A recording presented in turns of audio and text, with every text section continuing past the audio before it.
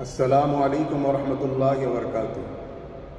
دوستو، آج میں آپ کے سامنے 5 کلمے پیش کرنے جا رہا ہوں۔ یہ کلمے مدرسوں میں پڑھائے جاتے ہیں۔ اگر آپ بھی ان کلموں کو یاد کرنا چاہتے ہیں یا اپنے بچوں کو یاد کروانا چاہتے ہیں تو ان کلموں کو سنتے جائیں اور یاد کرتے جائیں۔ حضرات، یہ جو کلمے ہیں میں نے پڑھانے کے انداز میں پیش کیے ہیں، یعنی میں نے پڑھایا ہے اور میرے ساتھ ہمارے مدرسے کے بچوں نے مل کر پڑھا ہے، یعنی ایک اچھے انداز میں ان 5 کلموں کو پیش کرنے کی کوشش کی ہے۔ مجھے امید ہے کہ آپ کو ہماری یہ کوشش پسند آئے گی۔ اللہ کی بارگاہ میں دعا ہے کہ اللہ تبارک و تعالی ہماری اس کوشش کو قبول فرما لے۔ اور ویڈیو شروع کرنے سے پہلے ایک ہماری چھوٹی سی ریکویسٹ ہے کہ اگر آپ نے ابھی تک ہمارے چینل کو سبسکرائب نہیں کیا ہے تو سبسکرائب کر لیں اور گھنٹی کے بیل کے نشان کو دبانا نہ بھولیں، اور ویڈیو اچھی لگے تو لائک کریں، شیئر کریں اور کمنٹ میں اپنی رائے سے، اپنے قیمتی مشوروں سے ضرور نوازیں۔ آئیے ویڈیو شروع کرتے ہیں۔ اول کلمہ طیب، لا الہ الا اللہ محمد رسول اللہ، محمد رسول اللہ۔ دوم کلمہ شہادت، اشہد اللہ الہ الا اللہ وحدہ لا شریک لہ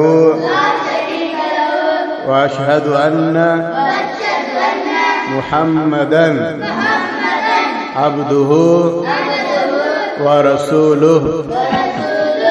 سوم کلمہ تمجید، سبحان اللہ والحمد للہ ولا الہ الا اللہ واللہ اکبر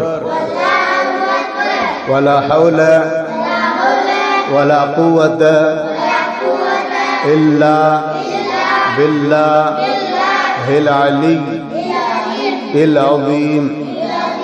چارم کلمہ توحید، لا الہ الا اللہ وحدہ لا شریک لہ لہ الملک ولہ الحمد یحیی ویمیت بیدہ الخیر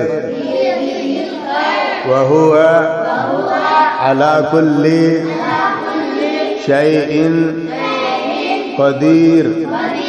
پنجم کلمہ رد کفر، اللہم انی اعوذ بک من ان اشرک بک شیئا وانا اعلم بہ تبت ورجعت عنہ وتبرأت من الكفر والشرك والكذب والغيبة والبهتان والمعاصي كلها أسلمت وآمنت وأقول أشهد أن لا إله إلا الله وحده لا شريك له وأشهد أن محمدا عبده